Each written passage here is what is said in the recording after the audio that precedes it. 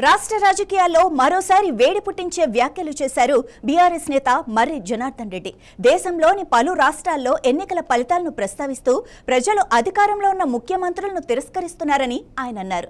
మొన్న పశ్చిమ బెంగాల్లో మమతా బెనర్జీ, తమిళనాడులో స్టాలిన్పై విమర్శలు వచ్చినట్లే రేపు తెలంగాణలో సీఎం రేవంత్ రెడ్డికి అదే పరిస్థితి ఎదురవుతుందని వ్యాఖ్యానించారు. రాజకీయ కార్యకర్తలు కేసులకు భయపడాల్సిన అవసరం లేదని, మహా అయితే కొద్ది రోజులు జైలు శిక్ష పడొచ్చని, పార్టీ అండగా ఉంటుందని హామీ ఇచ్చారు. ప్రస్తుతం రాజకీయ పరిస్థితులు వేగంగా మారుతున్నాయని, జైలుకు వెళ్లిన వారే భవిష్యత్తులో ముఖ్యమంత్రులు, ప్రజాప్రతినిధులు అవుతున్న సందర్భాలు ఉన్నాయని పేర్కొన్నారు. మర్రి జనార్దన్ రెడ్డి చేసిన ఈ వ్యాఖ్యలు రాజకీయ వర్గాల్లో చర్చనీయాంశంగా మారాయి. ఎక్కడ ఎన్నికలు వచ్చినా దేశం మీద ముఖ్యమంత్రి ఓడగొడతారు. ఫస్ట్ ముఖ్యమంత్రిని ఓడగొడతారు. మన మమత ఓడిపోయింది కదా, మొన్న స్టాలిన్ ఓడిపోయింది కదా, మరి రేపు రేవంత్ రెడ్డి ఓడిపోతుంటారు.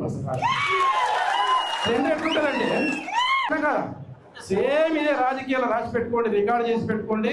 నా నోటి మీద మచ్చుంది, నా నాలుకల మచ్చుంది, నేను ఏం చెప్తే జరుగుతుంది, నేను ఏం చెప్తే కదా జరుగుతుంది.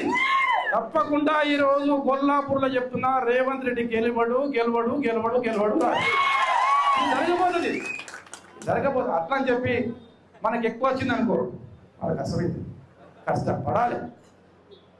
గెలుస్తాం కదా అని చెప్పి మన ఇంట్లో కూర్చుంటే కాదు. ఈ జెండా ఈరోజు ఈ కండువ భుజం మీద ఉంది కదా, పడుకున్నప్పుడు తీసే మళ్ళీ పొద్దుగా లేచినాక వేసుకుని స్నానం చేసినాక మన జేబులో కలిసి పెట్టుండదు. అట్లా కండువ ఉండాలి, ఉండాలా లేదా? గట్టిగా పెడదాం. మీ మీద ఎన్ని కేసులు అయితే, ఏం చేస్తారు? కేసులు అయితే ఏమైంది? కేసులు అయితే 4 జైల్లోకి పోతాం అంతే. జైల్లోకి వచ్చినాడు ముఖ్యమంత్రి అవుతున్నాడు, జైల్లోకి వచ్చినాడు మంత్రి అవుతున్నాడు, జైల్లోకి వచ్చినాడు ఎమ్మెల్యే అవుతున్నాడు, జైల్లోకి వచ్చినాడు చైర్మన్ అవుతున్నాడు. మీరు